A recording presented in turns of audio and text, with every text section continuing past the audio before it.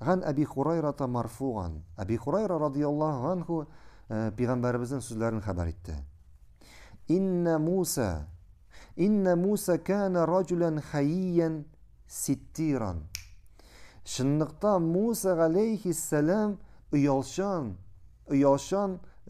kişi idi. La yura min celdihi şey'un istihyaen minhu. Hem onun yani ol uyalşan bu sebeple özünün tenin gil kaplap yırttı. Yani özünün gavratını kişilere göstermedi. Banu İsrail halkında yani bu king tarafından halinde. Alar yuğunganda yani hajetlerin öteginde tenlerin yeşirmi tıran bulganlar. Yani birbirine gavratlarını gösterte tıran bulganlar. Musa aleyhisselam yani özünün yani uyalşan bulgan. Hem özünün gavratın tenin yeşire tıran bulgan. Kim aslında? فَأَذَاهُ مَنْ أَذَاهُ مِنْ بَنِي İsrail. Hem bir vakit Bani İsrail halkından yani naşar tilli kişiler onun turunda yalan söyley başlar. فَقَالُوا eyteler مَا يَسْتَتِرُ هَذَا التَّسَتُّرَ إِلَّا مِنْ غَيْبٍ بِجَلْدِهِ. Hem eyteler Musa dey tenin bilağına yaşırmay. Onun teninde nindir kimşilik var. Nindir kimşilik var. Şuna göre bizge tenin göstermiyor. Şuna göre yaşar deyip eyteler. İmme baras yayında onun teninde mahav avru yani prakaza avru odiler. Ve imme udratin yayında onun cinsi ağzasında nindir kimşilik var. Yani indi yumurka kapışığında busir var deyip eyteler. Ve imme afah yani yayında başka nindir basa kimşilik deyip eyteler. وَإِنَّ اللّٰهَ أَرَادَ أَنْ يُبَرِّئَهُ مِمَّا قَالُوا لِمُوسَى. Hem bir vakit Allah subhanahu ve teala Musa aleyhisselam'ın yani özünün peygamberin şu şey etken sözlerden paklısı kile. فَخَلَا يَوْمًا وَحْدَهُ فَوَضَغَ سِيَابَهُ عَلَى الْحَجَرِ ثُمَّ اغْتَسَلَ. Hem Musa aleyhisselam günlerden bir günü kişiler bulmagan jire kilip yani özüne bulgan jirde kiyimin saladağın kiyimin taş üstüne koyup kıyına başlay. Yani yuğuna başlay. فَلَمَّا فَرَغَ أَقْبَلَ إِلَى سِيَابِهِ لِيَأْخُذَهَا وَإِنَّ الْحَجَرَ غَدَى بِسَوْبِهِ. Hem kıyına bitkenden sonra kiri taş yanına kilgeç kiyimin kirga deyip taş Musa'nın kiyimi bilen kite başlay. Taş kite başlay. فأخذ موسى عصاه وطلب الحجر فجعل يقول ثوبي حجر. Bunu görgəş Musa aleyhisselam quluna toya qaladağın hem taş artından bara başlıyor. Eyte taştı kiyimimdi yani bunun manası kiyimimni koytar deyip eyte. Hatta intaha ila mele'i min bani İsrail فرآه غريانا أحسن ما خلق الله. Hem bu hal devam ete yani alar şuşlaytırıp yani taş kitip baramının kiyimi bilen Musa aleyhisselam onun artından şaba hem bu alar nindir Bani İsrail halkından bir türküm kişiler turgan jirek kilip çıkan şeye kadar devam ete. Hem bular bunun Musa'nın aleyhisselam tenin kureler. Yani o bir kiyimsiz bu vakitte. Tenin kurbağalar.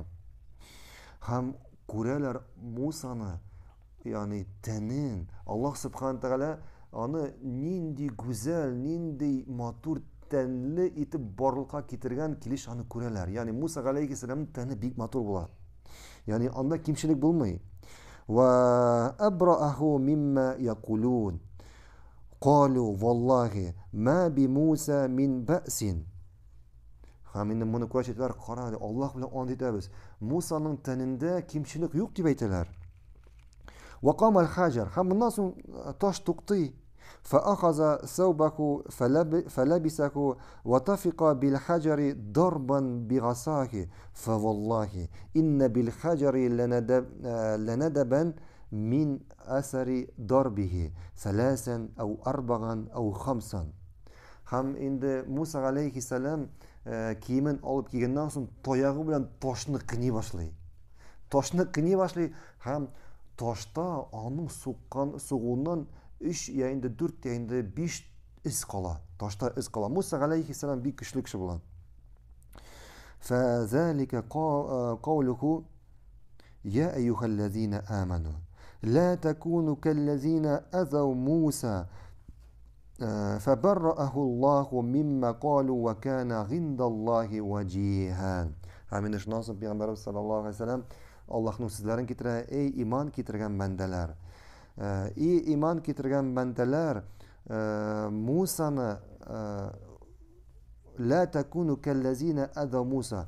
Musa'ya ağırlık getirgen, Musa'ya yani gazap getirgen kişiler şekilde bulmağız diye. Hem Allah subhanahu teala onu yani Musa aleyhisselam'ı Allah etken şu naşar sözlerden pakladı, şistardı. Ve kana indallahi vecihan. Hem Musa aleyhisselam'ın Allah karşısında derecesi, mertebesi var idi. Allah karşısında derecesi yani hem yayında mertebesi var idi. Musa peygamberinin bu hadis yani Musa peygamberinin gacayip vakıgasının haberiydi. Yani kim haberiydi bu hadiste? Ha? Allah'ın elçisi. Peygamberimiz sallallahu aleyhi ve sellem, Muhammed sallallahu aleyhi ve sellem şu acayip vakıganı haberiydi. Bu hadiste peygamberimizin şulayık ana kadar bulgan peygamberlerinin türlü sınavlarga duşar buluğu. Türlü sınavlarga duşar buluğu. Şuna da karamasdan onlar özlerinin büyük maksatın devam ettiler. Yani onların büyük maksatı neydi? Kişilerini artık bir Allah'a gına ibadet kılarga çakırı. Hem de Allah'ın dinini taratı. Şulay peygamberlerinin mucizası. Peygamberlerin mucizası. Birincisi Allah subhanahu teala taşını harekete getire. Taş Musa'nın kiyimi bilen kitip bara başlay. İkincisi Musa taşka sokkaş taşta izler kala. Bu da şulay peygamberlerinin mucizasından. Hem de Allah'ın sözleri. Hem de şu hadisin ahırda Allah'ın sözleri Allah subhanahu teala Musa'nı yani peygamberinin Muhammed aleyhisselam'ın yani bizning ümmetke müracaat etip ayta Musa'ga ağırlık getirgen şekilde bulmağız diye. Musa'ga ağırlık getirgenler şekilde bulmağız diye. Elbette bugün günde peygamber yok. Lakin bugün günde peygamberlerinin varisi kim? Kimler bugün günde en yakın kişiler peygamberlerge? Galimler. Galimler. Peygamberimiz taratkan dinini taratuşu kişiler. Şuna göre elbette onlarga dağın yavuzluk, naşarlık getirege yaramay. Hem de şu burada bugün tutalabız. Subhanak Allahumma bihamdik. Eşhedü en la ilahe illa ent. Estağfiruka ve etubu ileyk.